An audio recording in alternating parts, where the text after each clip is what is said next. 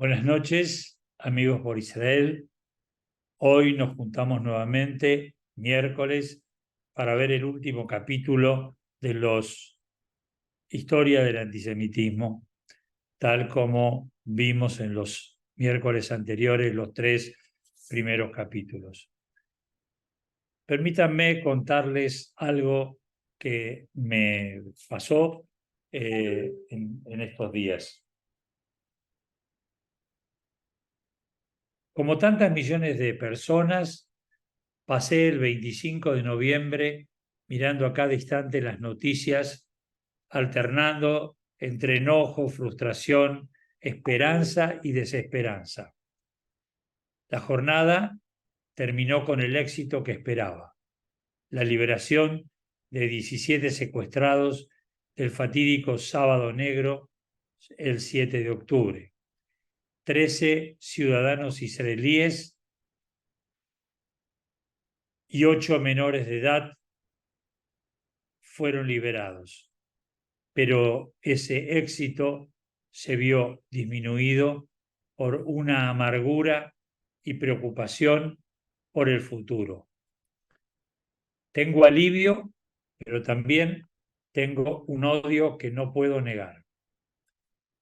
El motivo de esta victoria temporaria es que la segunda jornada de liberación de rehenes mostró más que nunca que el acuerdo de intercambios se maneja en función de los antojos y tiempos del grupo terrorista Hamás, con un Israel obligado a seguir los pasos de una melodía que no elige y que no le siente cómoda, pero en un baile del que no puede estar ausente. Esto aplica también a toda la guerra iniciada el 7 de octubre, lo cual proyecta sombras sobre el futuro. Después del 7 de octubre, el mundo supo lo que no quiso saber: de qué son capaces los terroristas que los atentados ya perpetrados en distintos países. Más allá de las sospechas e incumplimientos, el cese al fuego permite la salida de algunos de los secuestrados más prioritarios y ofrece una ventana de oportunidad para negociaciones mayores. Cumple además con los objetivos estratégicos de Estados Unidos, que busca evitar las críticas a la administración Biden por haber supuestamente dado carta blanca a la respuesta militar israelí y de Irán, que tiene por ahora la convicción de evitar su involucramiento directo, pero esta decisión puede volverse difícil si aumenta la violencia entre Irán y Hezbollah. Ahora sí les propongo que veamos el cuarto capítulo, Los nuevos rostros del antisemitismo, titulado 1945 hasta nuestros días. Realmente quisiera de todo corazón seguir titulándolo de esta forma, hasta nuestros días, pero el 7 de octubre de 2023 nos introdujo en otra parte de la historia. Veamos la parte 4. Al final les comentaré sobre ese tema. Tras la derrota del Tercer Reich, salió a la luz la dimensión de las atrocidades nazis. Después de Auschwitz y de la Shoah, ¿es aún posible el antisemitismo? En 1945, tras la rendición de la Alemania nazi y la liberación de los campos de concentración, se hizo patente el genocidio perpetrado contra las judías y los judíos europeos. Este asesinato en masa se denomina holocausto, palabra griega que significa completamente quemado. Shoah es el término hebreo para referirse a este genocidio que se cobró la vida de más de 6 millones de judíos europeos y que significa catástrofe. Sin embargo, el antisemitismo persistió en Europa. En el pogrom de Kielce el 4 de julio de 1946, 40 judíos supervivientes o sobrevivientes de la Shoah fueron asesinados. El desencadenante del pogrom fue el supuesto rapto de un niño de 9 años. Como consecuencia de esta masacre, se produjo una ola de emigración desde Polonia hacia Alemania y Francia. Tras la fundación de Medinat Israel, en varias naciones árabes los judíos, cuyos ancestros llevaban más de 1000 años viviendo en estos países, fueron obligados a emigrar. Atrás dejarían un antisemitismo sin judíos del que ya nadie parecía avergonzarse. El Vaticano puso fin a 2000 años de antisemitismo. El antisionismo y el negacionismo, es decir, la negación del Holocausto, se convirtieron en nuevas expresiones del antisemitismo. Con la llegada del siglo XXI, comenzó un nuevo capítulo en la historia de la discriminación contra los judíos. El antisemitismo nunca ha sido tan denunciado, perseguido y condenado como hoy. Y sin embargo, la hostilidad ha vuelto. Hoy es muy visible, en parte abiertamente, en parte de manera oculta y a menudo en forma ruidosa, y adopta nuevas formas de manifestarse.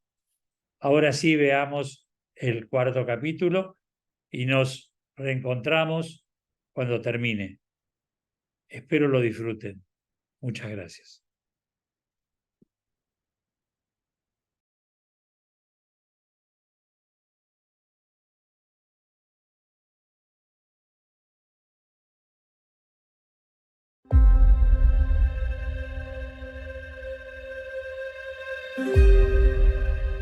Avec la Shoah, le monde découvre l'horreur antisémite poussée à son extrême.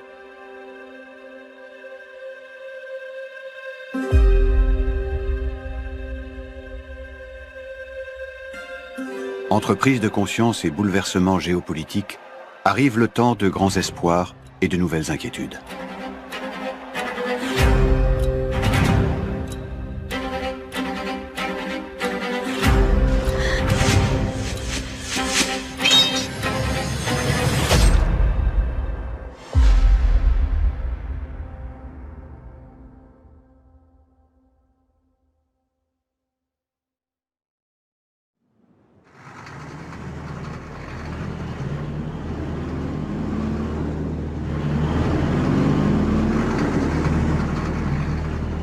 Janvier 1945.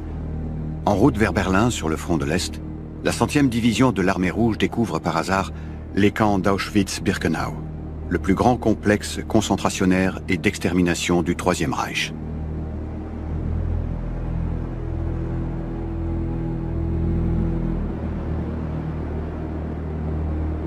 Pourchassés, déshumanisés, 6 millions de Juifs ont été assassinés durant la Seconde Guerre mondiale par fusillade de masse ou par gaz.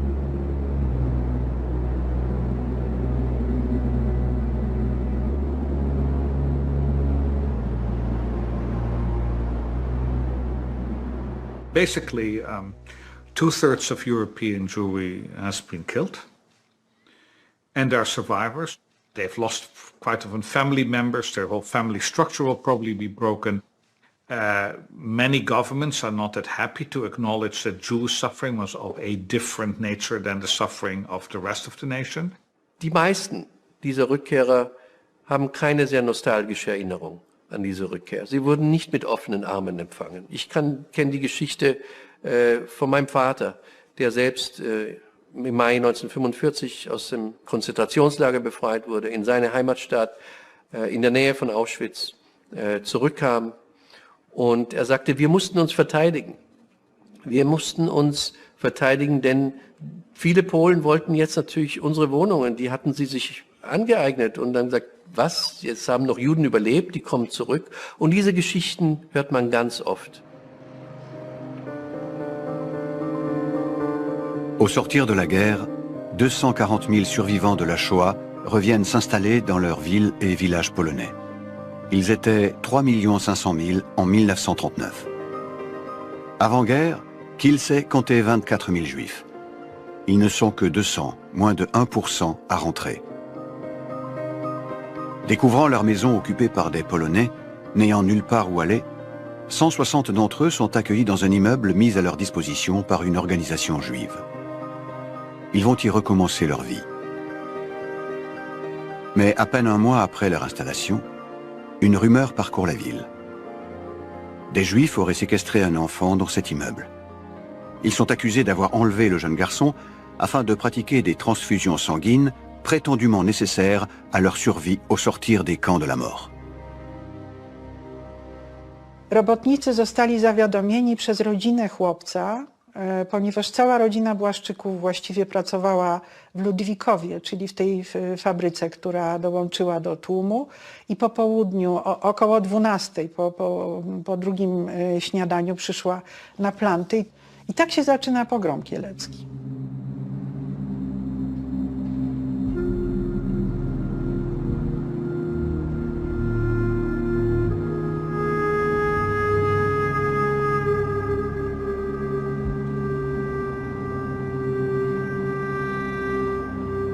Une habitante raconte. J'ai vu une femme tuée à bout portant et tomber par le balcon. Puis ils ont commencé à jeter les gens dans l'eau. Ils les achevaient à coups de bâton dans la rivière. La rumeur qui a parcouru Kielce porte un nom.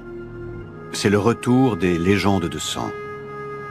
Durant l'Antiquité, on accusait les Juifs de tuer des enfants pour utiliser leur sang dans des rituels religieux.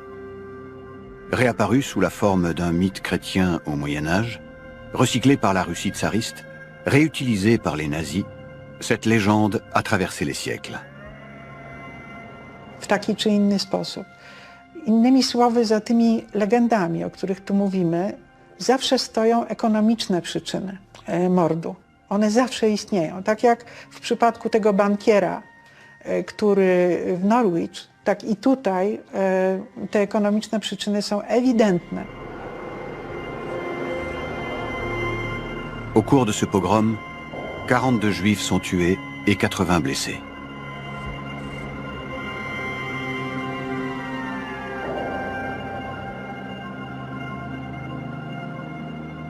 La brutalité du pogrom de Kielce a mis fin à l'espoir de beaucoup de Juifs de se réinstaller en Pologne après la fin de l'occupation nazie.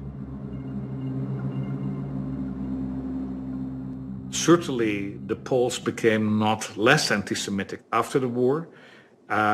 Many people have profited from Jewish property. There's very little to share. So everyone who comes back, in a sense, is a competitor. Das heißt, man wollte eigentlich nicht dort bleiben. Man wollte vielleicht auch nicht in einem kommunistischen Regime bleiben. Aber wohin konnte man gehen? Nach Israel? Nein, Israel gab es ja noch nicht. Die Briten haben die Tore Palästinas verriegelt, haben eigentlich legal niemand reingelassen. Die Amerikaner hatten sehr rigorose Einwanderungsgesetze. Und nun kamen diese in Osteuropa lebenden Juden ausgerechnet nach Deutschland.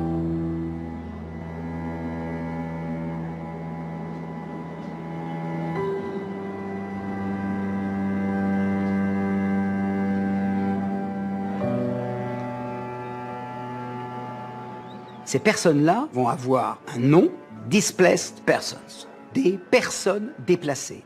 Et il va donc se constituer en Europe, au cœur de l'Europe, un problème humanitaire. Avec ces 200 ou 300 000 juifs qui disent « Nous, on ne peut pas ou on ne veut pas retourner en Allemagne ou en Pologne. » Pour eux, l'Europe est un cimetière. Et parmi eux, beaucoup se souviennent qu'ils ont un cousin, un frère, un neveu, qui a eu la bonne idée, lui, de partir en Palestine dans l'entre-deux-guerres. Qu'est-ce qu'on fait de ces personnes-là, qui ont vécu la pire des expériences humaines?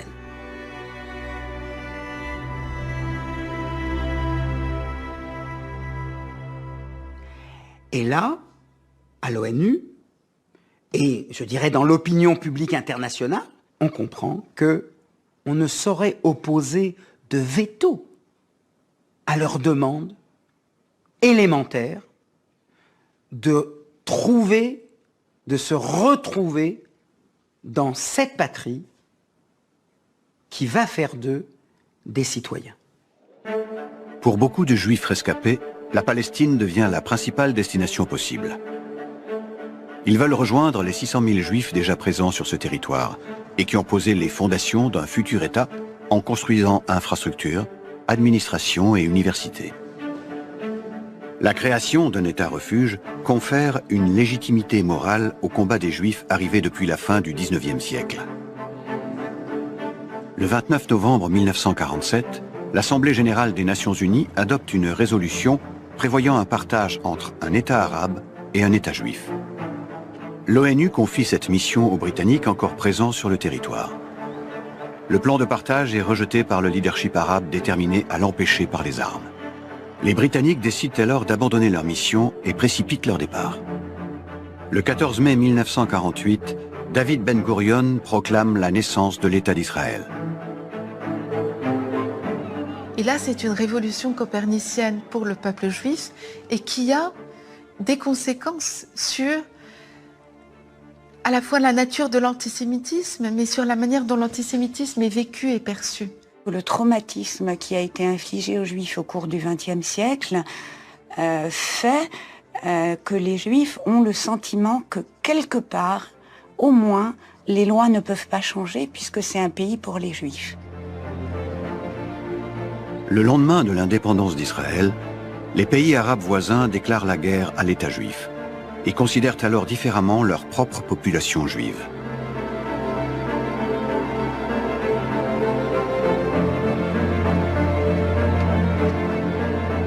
Les Juifs d'Irak et du Yémen sont les premières victimes d'un antisémitisme prenant prétexte de la création de l'État d'Israël.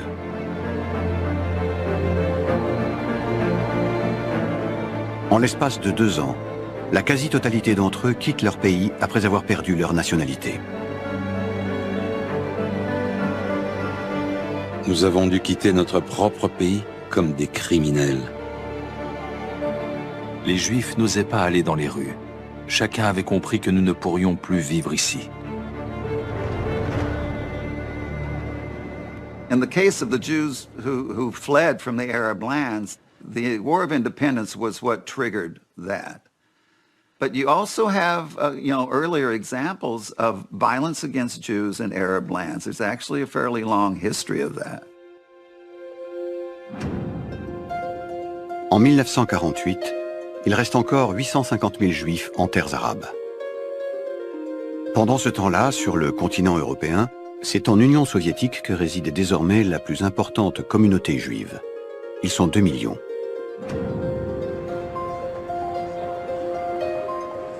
Présents dans toutes les couches de la population, certains font aussi partie des élites culturelles et politiques. Protégés individuellement dans leur engagement au sein du régime soviétique, il leur est difficile, parfois impossible, de préserver leur identité juive. Le 4 octobre 1948, Golda Meir, qui avait quitté l'Empire russe et ses pogroms au début du siècle, est nommée ambassadrice d'Israël à Moscou. L'URSS est le premier État à reconnaître l'État juif. Dans les rues de Moscou, des dizaines de milliers de Juifs accueillent Golda Meir au cri de « Le peuple juif est en vie ». Mais Staline est méfiant. C'est pour lui la manifestation trop criante d'un nationalisme juif. Elle est reçue avec un enthousiasme, avec une émotion, lorsqu'elle se rend à la synagogue de Moscou. Et c'est vraisemblablement ce qui fait peur aux soviétiques. Ils ont le sentiment que cette communauté juive se reconnaît dans ce nouvel État d'Israël qui vient à peine de naître. C'est là que le tournant antisémite de la politique soviétique va prendre toute son ampleur. 2 mois plus tard, Staline organise la liquidation du comité antifasciste juif après avoir commandité l'assassinat de son président, Solomon Michols. Soucieux de l'adhésion au communisme, Staline lutte contre toutes les religions. et veut renforcer l'identité slave comme point de ralliement à l'URSS.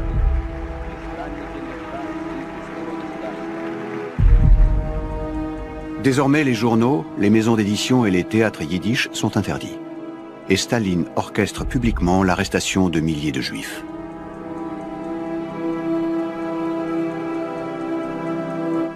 Pour la première fois en Europe, après la Shoah, on a un régime qui mène ouvertement une campagne d'antisémitisme d'État. En 1952, Staline souhaite mettre la République tchécoslovaque au pas et se débarrasser de la direction en place à Prague. Le 20 novembre s'ouvre le procès de 14 membres importants du Parti communiste qui sont accusés de conspiration. 11 des accusés sont juifs. Parmi eux, Rudolf Slansky, secrétaire général du parti. Dans le cas du procès Slansky, du procès de Prague, les soviétiques font appel à un imaginaire séculaire de l'antisémitisme où le juif est par nécessité un traître par excellence. Slansky va être présenté comme un suppôt du sionisme. Avec ce mot valise de sionisme, eh ben on va trouver le subterfuge. Au lieu d'employer, on ne peut pas, cet interdit pèse encore, et plus encore après la Seconde Guerre mondiale, on ne peut pas s'afficher ouvertement antisémite, eh ben il suffit de leur plaquer cette étiquette infamante. Et en gros, dans ce vocabulaire-là, sioniste veut dire juif. Kdo prováděl tyto akce? Akce byly prováděny za pomoc sionistické organizace, řízeny byly z Izraelu. Le dernier témoin, appelé à la barre, Simon Orenstein, invente une histoire. Il raconte que les dirigeants sionistes auraient pour objectif de détruire le bloc de l'Est et de contrôler le monde à partir d'une base militaire secrète.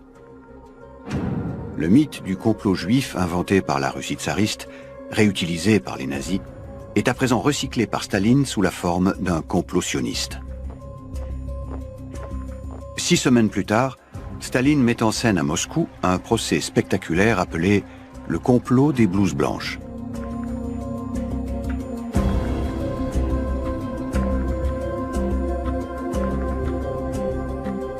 Des médecins du Kremlin, presque tous juifs, sont accusés d'avoir tenté d'empoisonner des dirigeants communistes sur ordre d'une organisation juive internationale.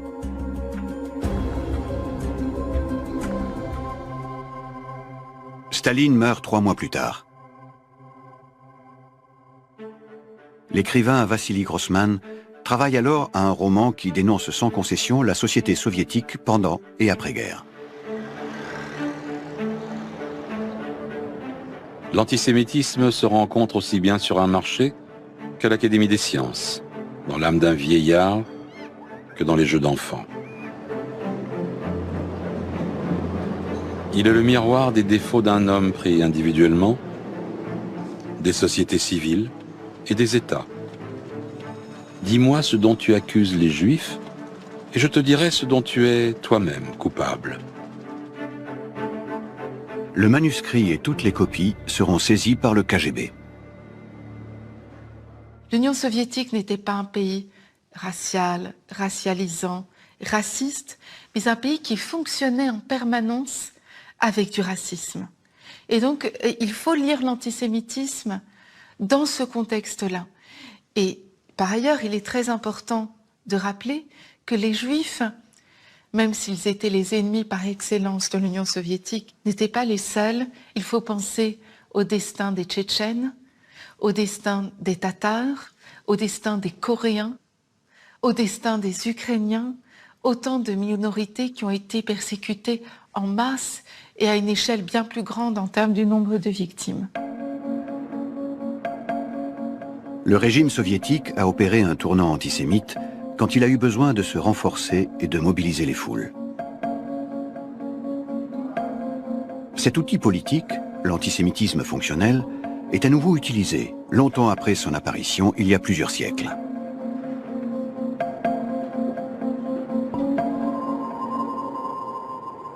L'adjectif fonctionnel accolé donc à l'antisémitisme est une façon de comprendre finalement pourquoi cette doctrine de haine a connu une telle longévité. C'est une façon de signaler que l'antisémitisme donc sert surtout à des personnes qui soit détestent vraiment les juifs, soit ont intérêt à détester les juifs ou à faire croire qu'ils détestent les juifs ou qu'ils les considèrent de manière négative. Et comme l'a montré Hannah Arendt, ces régimes totalitaires ont besoin en permanence d'être mobilisés au service de quelque chose ou contre quelque chose. Et d'ailleurs, plutôt contre quelque chose. Tout comme en URSS, pour asseoir leur autorité, les leaders du monde arabe vont pointer des ennemis intérieurs. L'antisémitisme fonctionnel va devenir l'un des instruments de cette stratégie.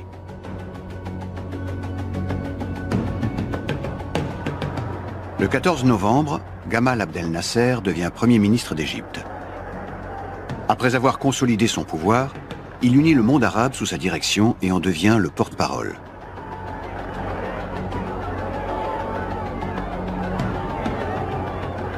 Dans le monde arabo-musulman, en quelques années, l'antisémitisme moderne va entrer dans une nouvelle dimension.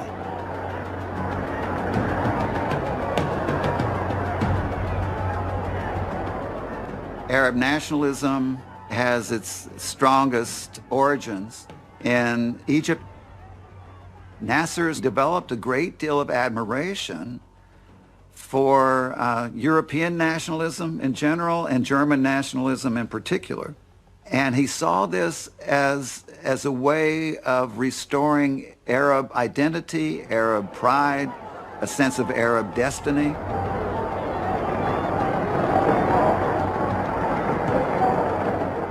If you read his speeches and his policies, his diatribes against the Jewish state, against the Zionist entity, and so on, it's about a power struggle. It's more about power than about purity.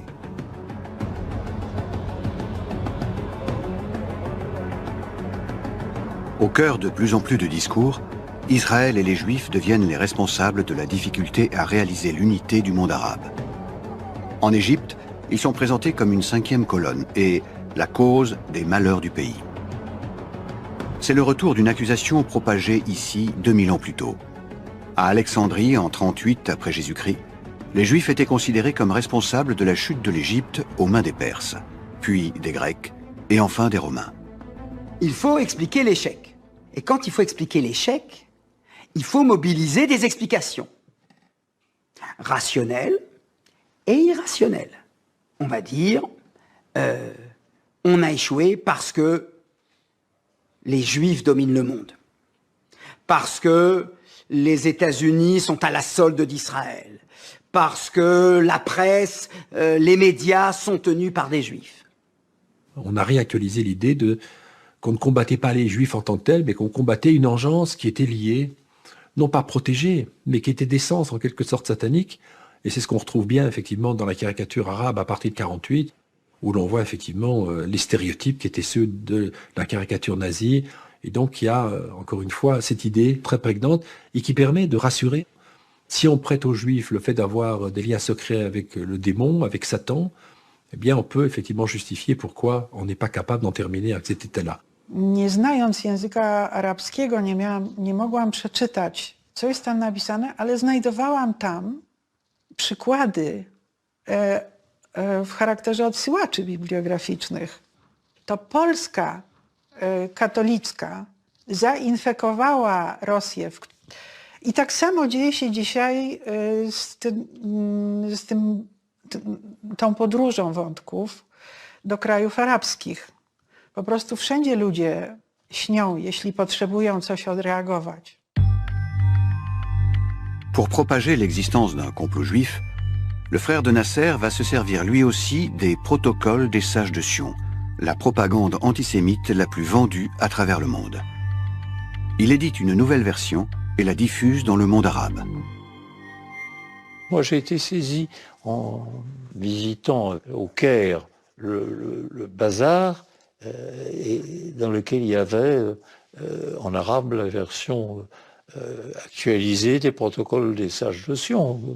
J'étais stupéfié de voir ce faux fabriqué par la police tsariste, remis au goût du jour par Goebbels, à présent dans un bazar de Caire. The history has an impact on the psychology of people.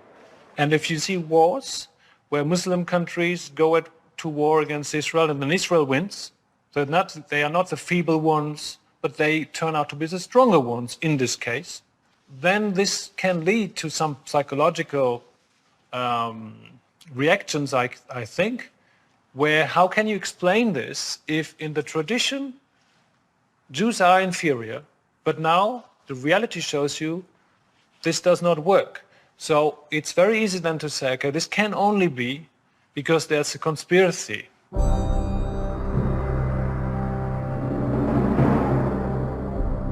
Les islamistes aussi propagent l'idée d'un complot juif. Déjà durant la Seconde Guerre mondiale, le grand moufti de Jérusalem, allié des nazis, diffusait cette rengaine sur les ondes radio à destination du monde arabe. En 1954, c'est au tour du plus grand mouvement islamiste, les Frères musulmans, d'en être le principal promoteur en radicalisant encore son discours. Une radicalisation incarnée par Saïd Qutb, son idéologue le plus influent. Il est alors connu comme le théoricien du djihad armé et l'auteur du livre « Notre combat contre les Juifs ». For Sayyid Qutb, Jewish is the contagion, and it's in their blood. That's why they have to be exterminated. They can't be redeemed or converted or assimilated. When he says the essence of the Jews is evil, he doesn't mean that all Jews are evil. He means all evil is Jewish. And the Jew is responsible for all ills and conspiring against Islam, using Christianity, using others to conspire against Islam. So that's very fundamental in the Islamist thinking.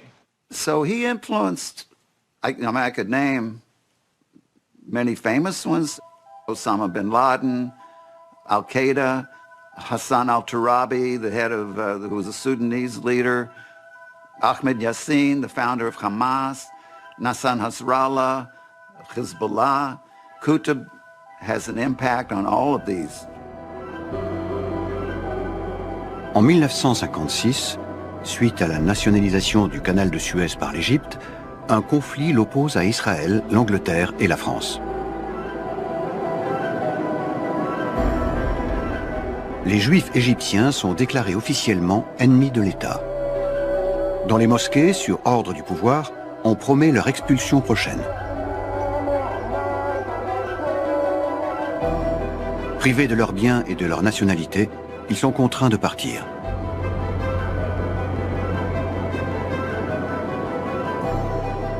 Dans les 15 ans qui suivent, les populations juives quitteront dans leur grande majorité l'Algérie, la Tunisie et la plupart des pays du monde arabo-musulman où elles vivaient depuis des siècles. La discrimination, les intimidations et les violences, sans être les seuls facteurs, sont déterminantes dans ces départs. Dans ces pays, il n'existe plus vraiment de communauté juive, mais l'antisémitisme continuera à se développer. When the Jew is demonized, when the Jew becomes the source of all evil, the Jew becomes as invisible as Satan. The Jew is not anyone you can see or point to. The Jew is a concept, not a person. Dans ces pays, un antisémitisme sans juifs imprégnera une partie de l'opinion, au point de devenir acceptable et visible dans des programmes grand public à la télévision. On le retrouve même dans des caméras cachées où l'on s'amuse à faire croire à des personnalités qu'elles participent à une émission avec des juifs israéliens. L'antisémitisme n'y est plus tabou, mais assumé. C'est devenu un divertissement. وضع التلفزيون الإسرائيلي الإعداد ما حكى لك إن هذا تلفزيون إسرائيلي؟ لا ولكن هو إيه المشكلة؟ حضرتك مين؟ حضرتك معاك بطاقة؟ ده مصري ولا إيه؟ أنا موجود في بلد بلد أنت جاي منين يعني؟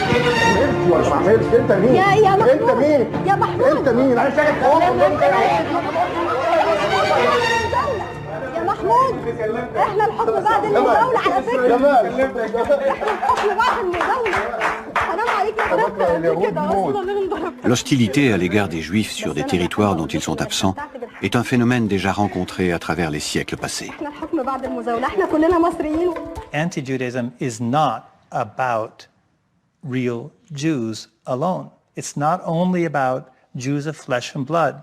The system of thought built out of claiming the most particular of hatreds, the Jew as a symbol of a particular people who stand for a certain enmity to other things.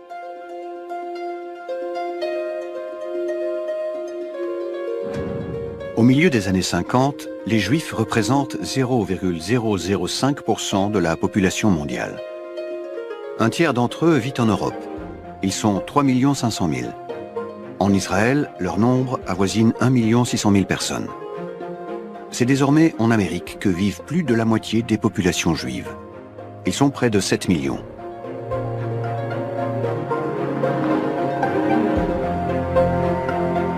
Aux États-Unis, même si les Juifs sont libres et égaux, un antisémitisme racial s'est installé dans certaines institutions.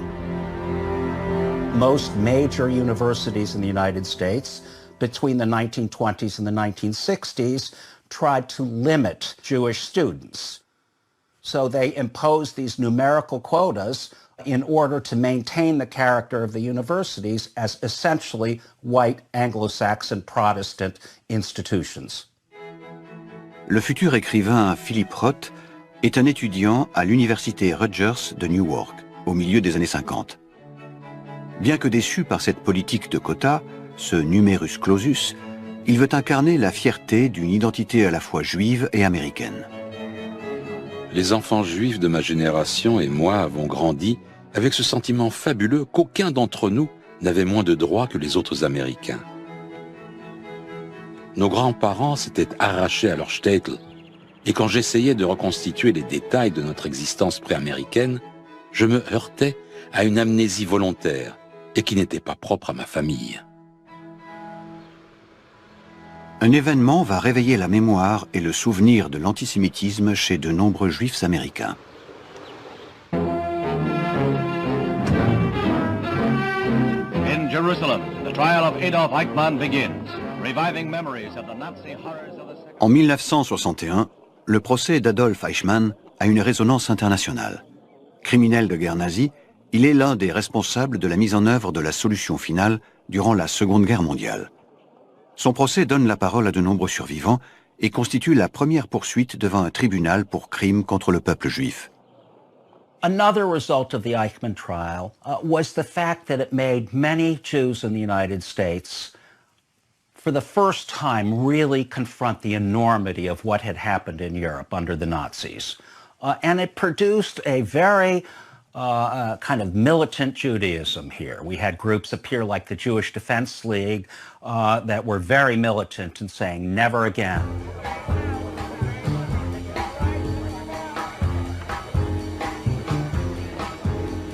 On se rend compte dans les années 1950, les années 1960, qu'il y a une participation de juifs en tant que personnalité ou en tant que militants au mouvement pour les droits civiques. Il y a quelque chose qui est très fort et qui est la Black Jewish Coalition.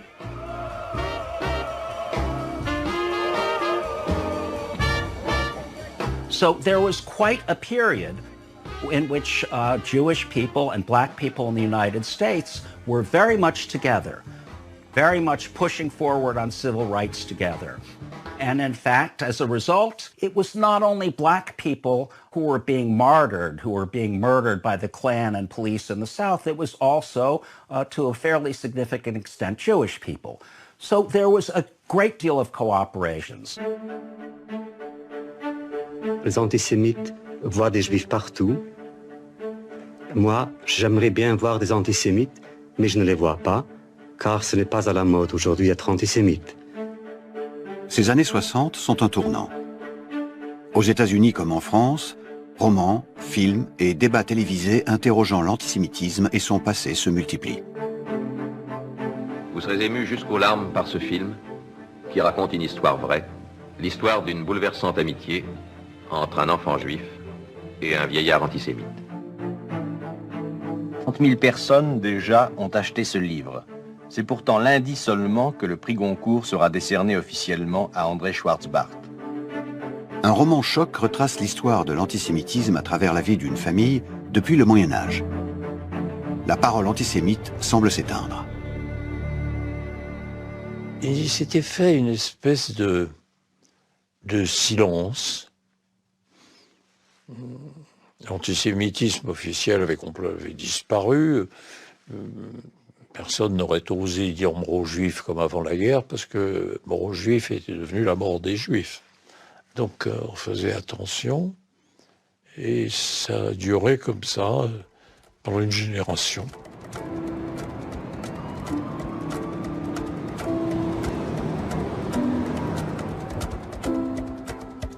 Les années 60 sont aussi le temps de l'analyse et de l'étude du phénomène dans les universités. De Hannah Arendt à Stanley Milgram, sociologues, psychologues et philosophes sondent les mécanismes universels de la haine. Il y a une demande très forte d'essayer d'expliquer le phénomène. Et je dirais également avec une certaine modestie, c'est-à-dire en sachant bien qu'on éclaire une part du problème, mais qu'on ne l'épuise pas. Voilà. À Paris, depuis la fin de la guerre, l'historien Jules Isaac multiplie les livres faisant la genèse de l'antisémitisme. Au début des années 60, sa parole va avoir un impact mondial sur la perception des Juifs. On me dira, pourquoi vous tournez du côté de l'antisémitisme religieux chrétien qui ne joue plus de nos jours qu'un rôle secondaire? Pourquoi? Parce que je suis historien habitué à considérer de tels problèmes dans toute l'ampleur de leur durée et non pas dans l'instant présent passager, éphémère. L'enquête historique m'a révélé que la racine la plus profonde de l'antisémitisme était un certain enseignement traditionnel chrétien qui s'est exercé pendant près de 2000 ans, de génération en génération, pendant des siècles, par des milliers de voix.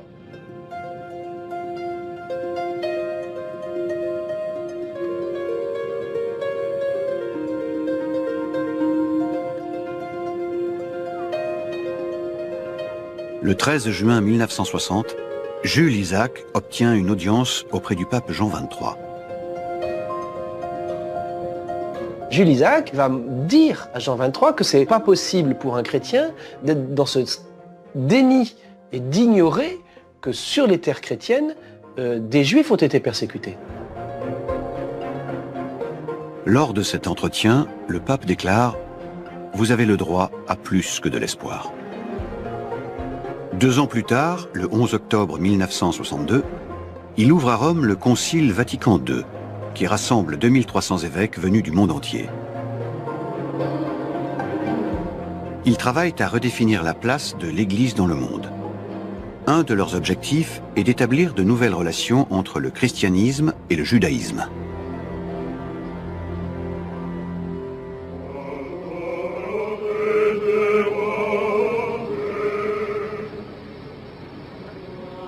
J'étais jeune séminariste. Je voyageais à Rome pour assister à la dernière session. L'idée était indispensable pour qu'il y ait un regard de nouveau positif sur le peuple juif et sur le judaïsme.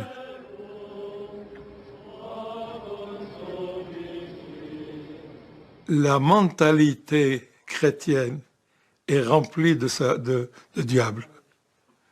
Et cette mentalité, il faut l'enlever. C'est le poison qui se trouve dans toute religion. Le pape demande qu'on revoie la liturgie et qu'on revoie le catéchisme, comme le fait de radier dans la liturgie la mention des Juifs perfides.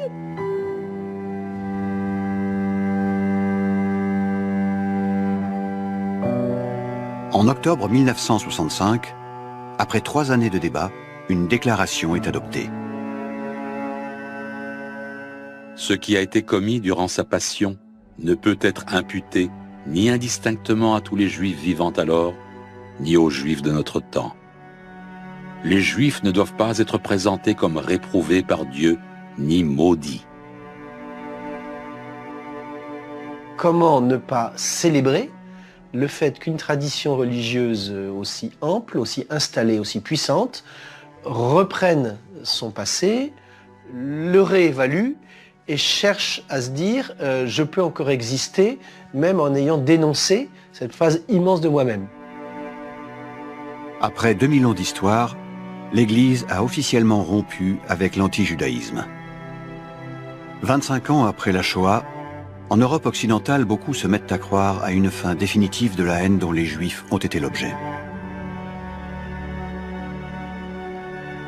Des années 45 aux années 70, où on a eu le sentiment que voilà, tout ceci était en baisse, tout ceci était finalement peut-être quelque chose dont on s'était débarrassé, et on se rend compte que non.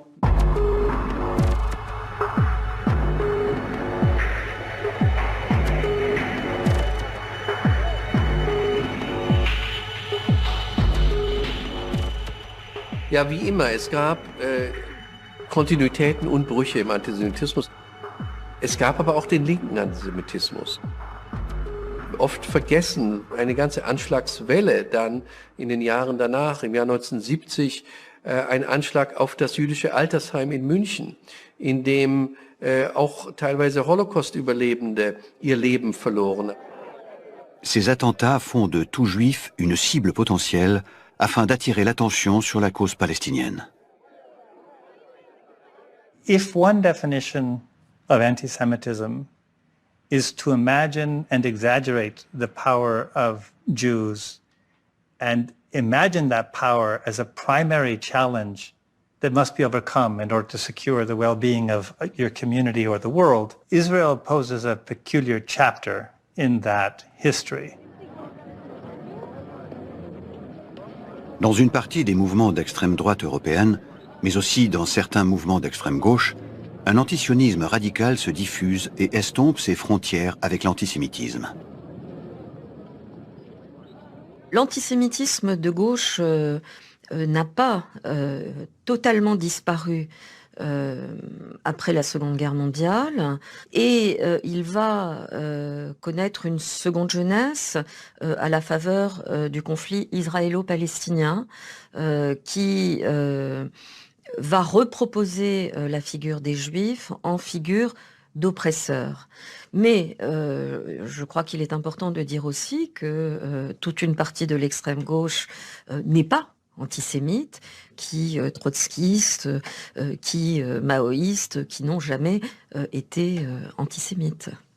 Le fait de vouloir aussi se donner parfois une dimension anticoloniale peut favoriser ce type de basculement ou des phénomènes de légèreté coupable par rapport à des courants dont il est pourtant manifeste que leur mobilisation politique est une mobilisation d'hostilité non seulement envers un État en particulier, ce qui déjà en soi pose problème, mais en réalité est une hostilité qui est une hostilité antisémite. Et je pense que c'est peut-être également une des rançons de la réussite de la lutte contre l'antisémitisme, c'est que puisqu'on ne peut plus dire que l'on déteste les Juifs, qu'on ne les aime pas, eh bien, on va trouver un véhicule différent pour le dire. L'année 1975 consacre la force de ce mouvement à travers le monde. Le 30 août, à Lima, au Pérou, se tient la conférence des ministres des Affaires étrangères des 77 pays non alignés, allant du Yémen au Sri Lanka, de Cuba au Burundi. Malgré les désaccords, ils décident de condamner le sionisme en tant que menace majeure contre la paix et la sécurité dans le monde. Cette rhétorique tiers-mondiste, révolutionnariste, etc., va, dans certains cas, pas systématiquement, mais dans certains cas, ériger Israël comme valet de l'impérialisme, pays fasciste, pays raciste, etc., et créer une représentation entièrement négative. Ça vient d'abord de l'Union soviétique. Ça passe par les gouvernements révolutionnaires qui trouvent là ce dont les sociétés ont besoin en général, ou plutôt ce dont les pouvoirs ont besoin en général pour calmer les critiques, les contestations. C'est un bouc émissaire. 3 mois après la conférence de Lima, le 10 novembre 1975, à l'initiative du Bloc de l'Est et des pays arabes, l'Assemblée générale des Nations unies, dont le secrétaire général se révèle être alors un ancien nazi, Kurt Waldheim, adopte une résolution décrétant que le sionisme est une forme de racisme. La résolution de l'ONU sera révoquée en 1991, mais l'association sionisme-racisme est installée et va durer. Volontairement pour certains au nom de l'antiracisme, involontairement pour d'autres sous la bannière des droits de l'homme, l'antisionisme deviendra l'un des nouveaux visages de l'antisémitisme.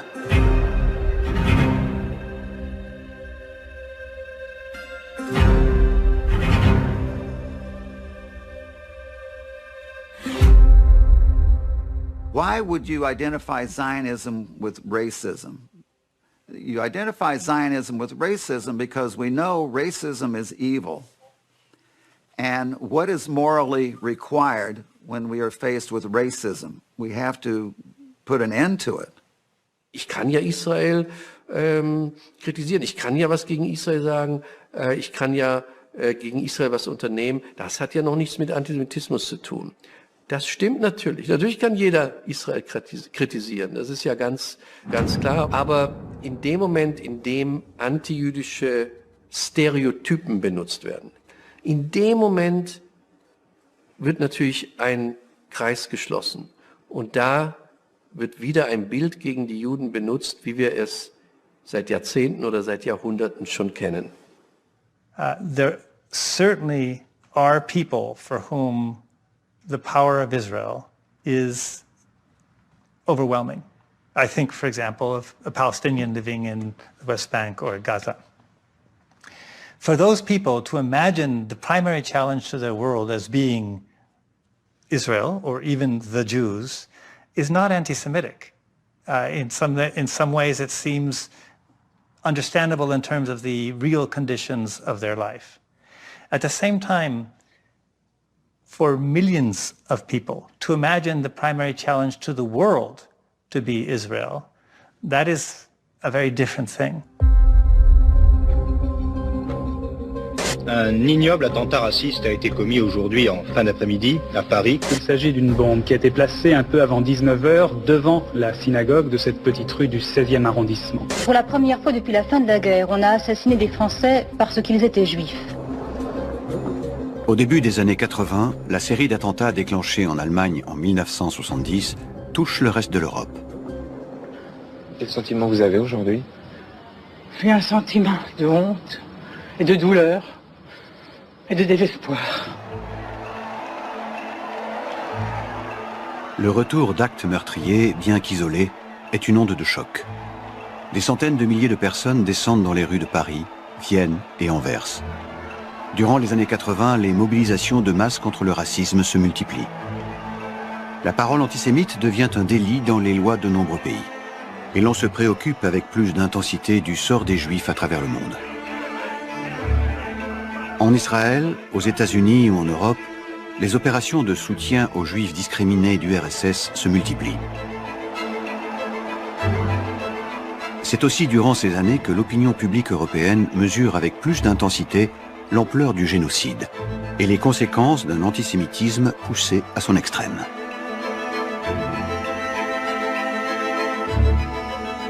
Les négationnistes qui nient l'existence de la Shoah y voient un tremplin pour populariser leur thèse jusque-là confinée dans un petit milieu.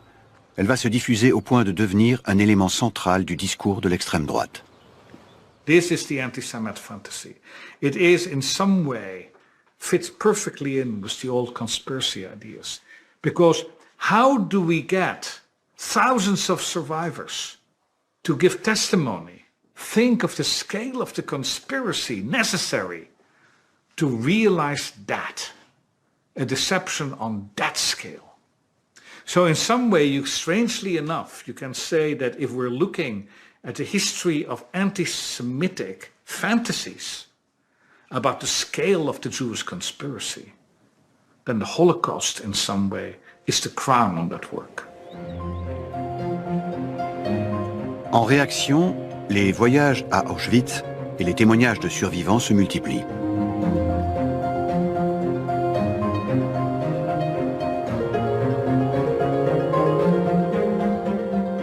Des procès sont intentés et gagnés en Angleterre et au Canada.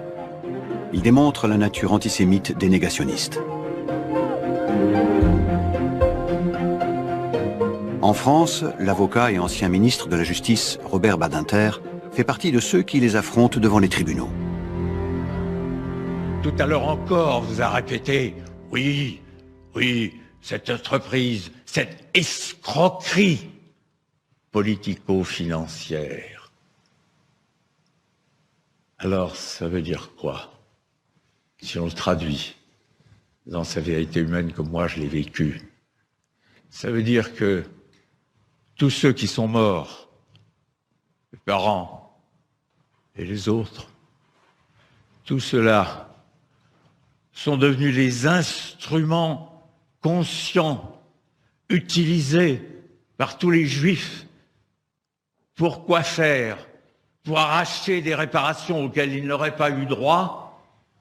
Les mots ont un sens, sauf pour ceux qui les utilisent, comme vous.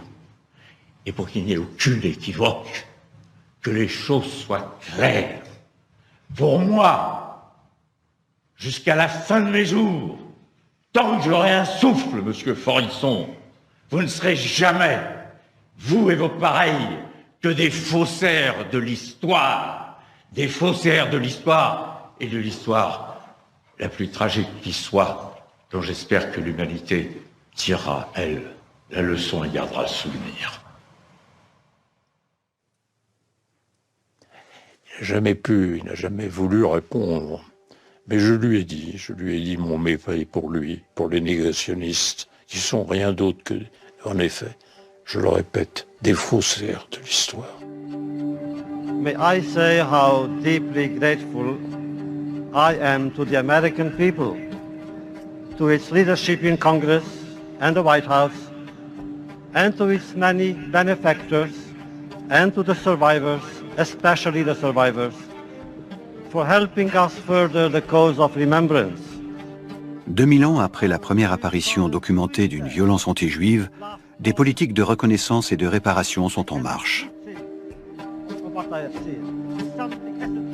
Des descendants des Juifs expulsés d'Espagne pendant l'Inquisition. Pendant 3 ans, Madrid donne la possibilité à ces Juifs de demander la nationalité espagnole, un geste très fort dont l'objectif est de réparer une tragédie vieille de 5 siècles. ¿Cuánto os hemos echado de menos? Church report confesses England was birthplace of blood libel in 1144. Si on prend l'histoire de l'antisémitisme, certains ont cherché le système prévisionnel, si vous voulez, en se fondant sur des corrélations, en se fondant sur la manière dont ça a fonctionné dans le passé, vous voyez. On n'a pas le système. Nous vivons, nous espérons que tout ira bien, et en fait, le mal revient. Et il revient parfois de manière bénigne, et parfois il revient de manière catastrophique. Wenn Sie heute einen Angriff auf eine jüdische Einrichtung in Deutschland erleben, dann fragen Sie zunächst mal, also zumindest glaube ich geht das den Mitgliedern der jüdischen Gemeinde so, woher kommt das eigentlich? Aus welcher Seite? Waren das Rechtsextreme, waren das Linksextreme oder waren das Islamisten? Und das zeigt natürlich schon auch ein wirkliches Problem auf. Man ist sozusagen Zielscheibe für die verschiedensten Gruppierungen.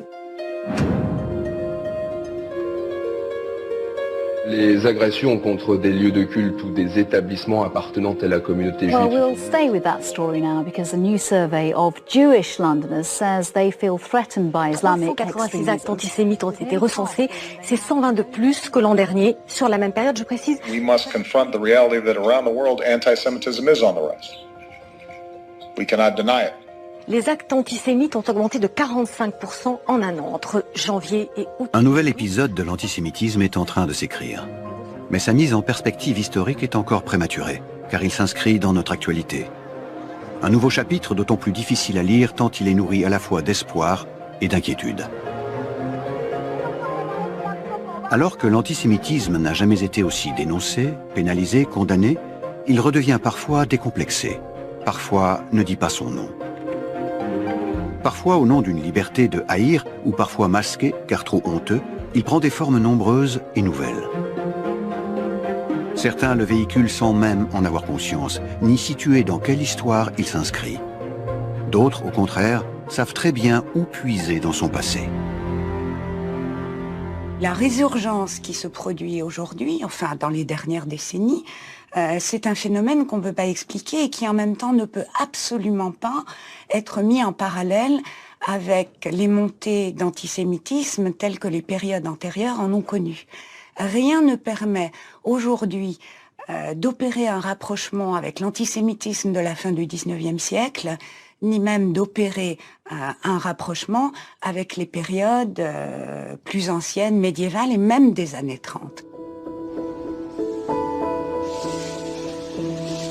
Le nouvel antisémitisme ne s'inscrit pas dans les lois des pays européens et des États-Unis.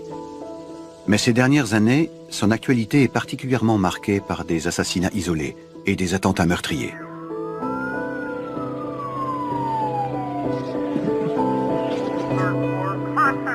Pour la première fois aux États-Unis, commis au nom de l'ultra-droite, à Pittsburgh, Jersey City, Muncie. Et à nouveau en Europe, au nom de l'islamisme, dans l'école Oser HaTorah à Toulouse, où 3 jeunes enfants sont tués à bout portant. À Paris, Bruxelles, Vienne, ou encore à Halle, en Allemagne. Das heißt, von antisemitischer Seite gab es immer Argumente dagegen, weil man nicht rational argumentierte und argumentieren musste. Und darin liegt natürlich das große Dilemma des Kampfes gegen den Antisemitismus. Es ist trotzdem wichtig, es war auch damals wichtig, mit rationalen Mitteln, mit Aufklärung, mit Lehre und wenn nötig mit juristischen Mitteln gegen den Antisemitismus einzuschreiten. Aber die Ergebnisse waren sehr oft begrenzt.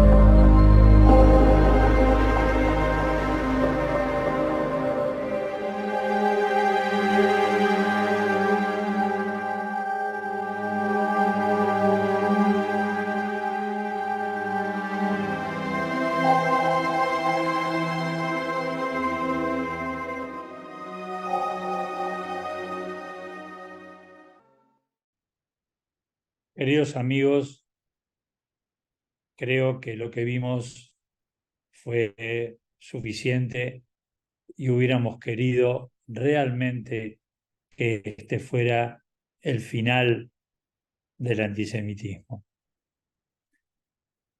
Pero la vida nos depara otros destinos. Para finalizar este curso, ya no me referiré a este último capítulo, que ustedes mismos habrán corroborado el horror a lo que nos hemos expuesto. El 7 de octubre del 2023 comienza una nueva etapa de antisemitismo. Fue el día que cambió la historia para siempre.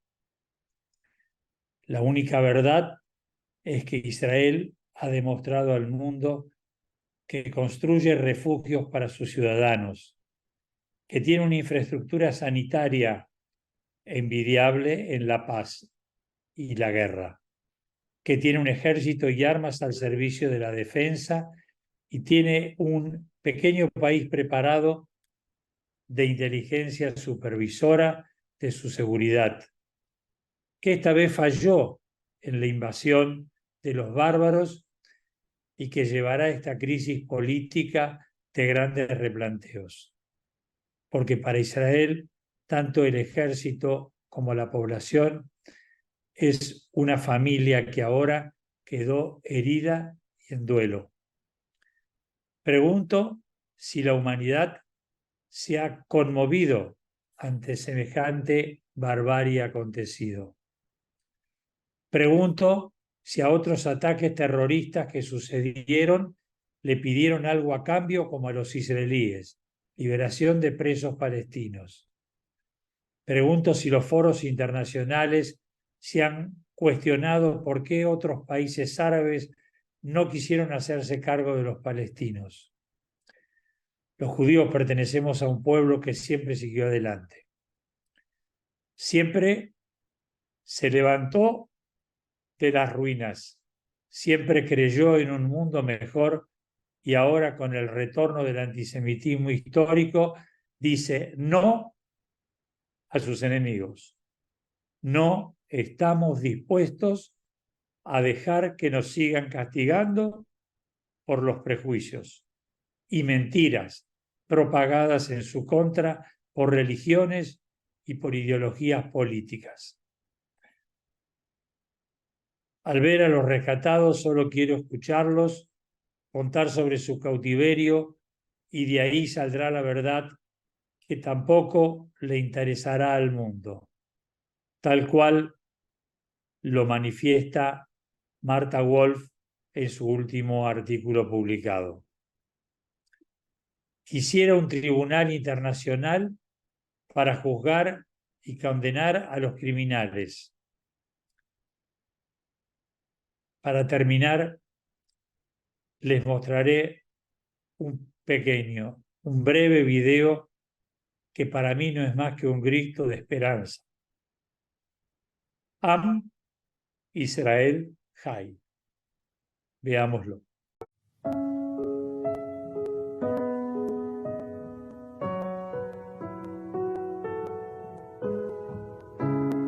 כל מה שהיה פה ישתנה ממחר.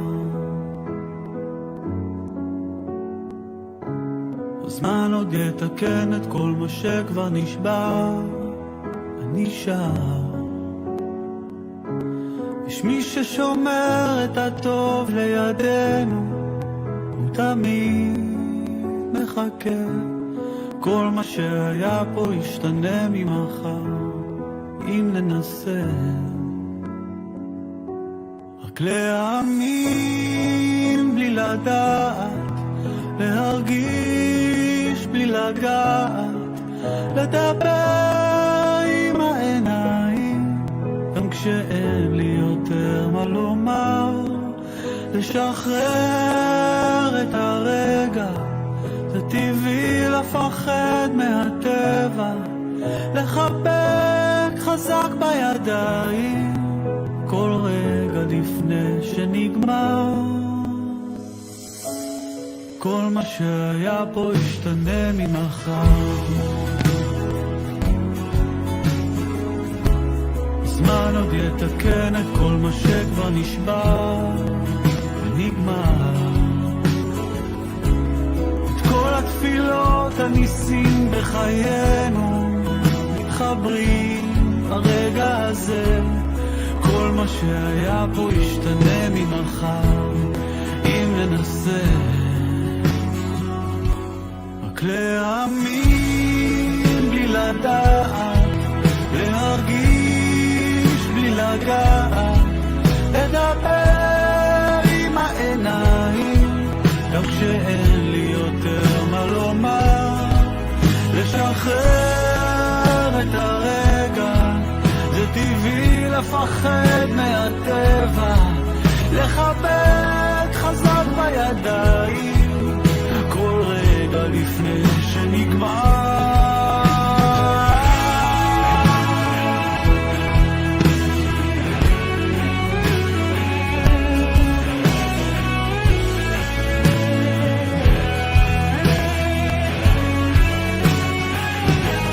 רק להאמין בלי לדעת, להרגיש בלי לגעת, לדבר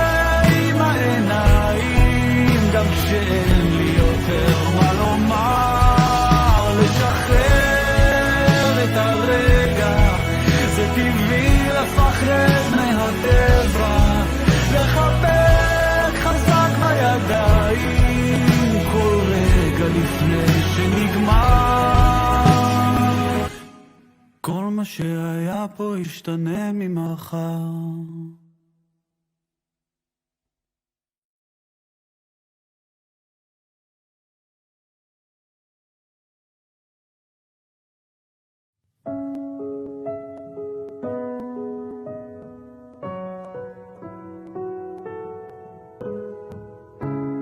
כל מה שהיה פה ישתנה ממחר. הזמן עוד יתקן את כל מה שכבר נשבר. אני שר. יש מי ששומר את הטוב לידינו, הוא תמיד מחכה. כל מה שהיה פה ישתנה. Mucho más no podemos decir y mucho más no podemos mostrar.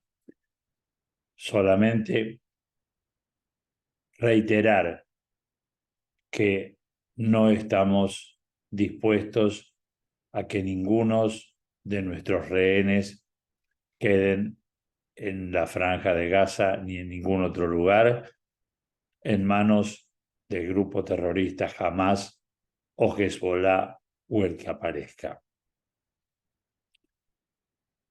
Quiero saludarlos con un fuerte abrazo.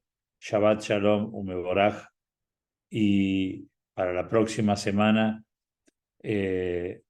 no nos vamos a encontrar, pero tenemos una actividad que espero les guste mucho, que es una vieja película de Yoram Gaon de Toledo, Jerusalén, que la podrán ver desde el día miércoles hasta el domingo.